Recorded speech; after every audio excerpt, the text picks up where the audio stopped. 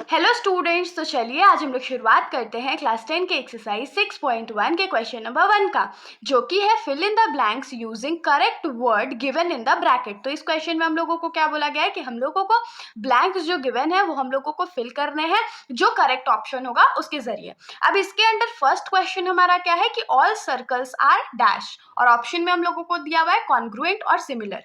तो अब सोचने वाली बात यह है कि क्या सारे सर्कल्स जो होते हैं वो कॉन्ग्रुएंट होते हैं कि सिमिलर होते हैं। तो सबसे पहले मैं आप लोगों को कॉन्ग्रुएंट और सिमिलर में डिफरेंस बता देती हूँ। कॉन्ग्रुएंट मतलब कि जब एक दूसरे पे वो लाई करेंगे तो वो एक दूसरे को कोइंसाइड कर देंगे, हाइड कर देंगे। और सिमिलर में क्या है कि वो एक दूसरे के जैसे दिखते हैं, उनका जो रेशियो होता है या जो एंगल होता है वो इक्वल होता है। ये जरूरी नहीं होता है कि वो एक दूसरे को हाइड ही करेंगे।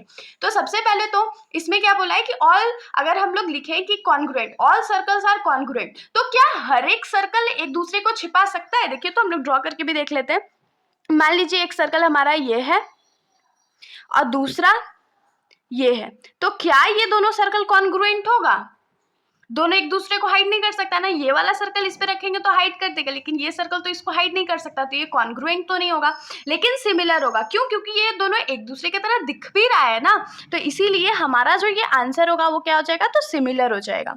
अब हम लोग आ जाते हैं इस क्वेश्चन के सेकंड पार्ट पे। तो इस क्वेश्चन के सेकंड पार्ट में क्या है, all squares are either similar और कॉन्ग्रुएंट। तो हम लोगों को ये बताना है कि क्या हर एक स्क्वायर जो होता है वो आपस में सिमिलर होता है या कॉन्ग्रुएंट होता है। तो उसके लिए हम लोग फिगर ड्रॉ करके देखते हैं। मान लीजिए हम लोग एक स्मॉल स्क्वायर ड्रॉ करते हैं और एक बिग स्क्वायर ड्रॉ करते हैं, तो सेम केस इसमें भी अराइज हो रहा है क्या?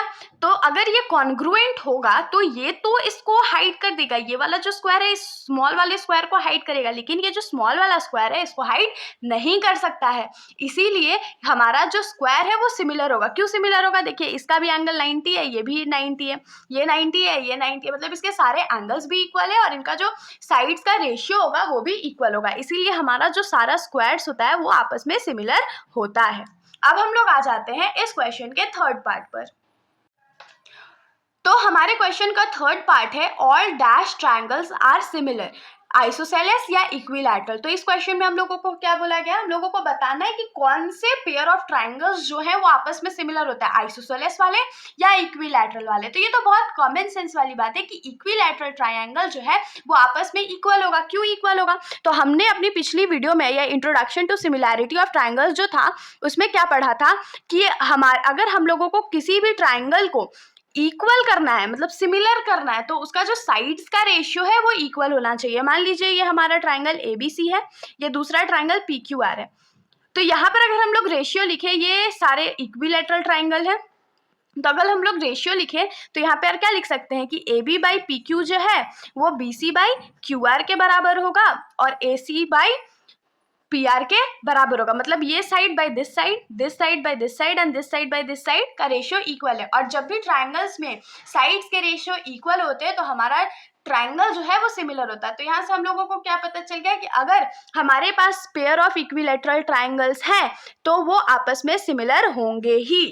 होप सो आप लोगों को समझ में आया होगा। अब हम लोग आ जाते हैं इस क्वेश्चन के फोर्थ पार्ट पर। तो इस क्वेश्चन का हमारा फोर्थ पार्ट है two polygons of same number of sides are similar if. तो हम लोगों को क्या बोला गया है कि दो पॉलीगॉन है जिनके पास जो नंबर ऑफ साइड्स है वो सिमिलर कब हो सकते हैं। पहला, their corresponding angles are dash and their corresponding sides are dash. मतलब कि हम लोगों को बताना है कि कॉरेस्पॉन्डिंग एंगल जो है वो इक्वल होगा तब पॉलीगॉन सिमिलर होगा, या कॉरेस्पॉन्डिंग एंगल जो है वो प्रोपोर्शनल होगा तब हमारा पॉलीगॉन सिमिलर होगा। तो मैंने अपनी इंट्रोडक्शन वीडियो में इस चैप्टर का बताया था कि हमारा जो कॉरेस्पॉन्डिंग एंगल्स है किसी भी फिगर का उसको इक्वल होना चाहिए और कॉरेस्पॉन्डिंग साइड जो है उसका रेशियो जो है वो प्रोपोर्शनल होना चाहिए। तो हम लोग यहाँ पर क्या लिख सकते हैं कि their corresponding angles are equal and their corresponding sides are proportional. Hope so आप लोगों को समझ में आया होगा। ये क्वेश्चन बहुत इजी था। तो इसके साथ हमारा ये जो सॉल्यूशन है यहीं पर खत्म हो जाता है। अगर आप लोगों को कोई भी डाउट हो तो आप लोग कमेंट सेक्शन में पूछ सकते हो, वरना अगर आप लोगों को वीडियो अच्छी लगी तो वीडियो को लाइक कर दीजिएगा और मेरे चैनल को बिना सब्सक्राइब किए कहीं मत जाइएगा। Thank you.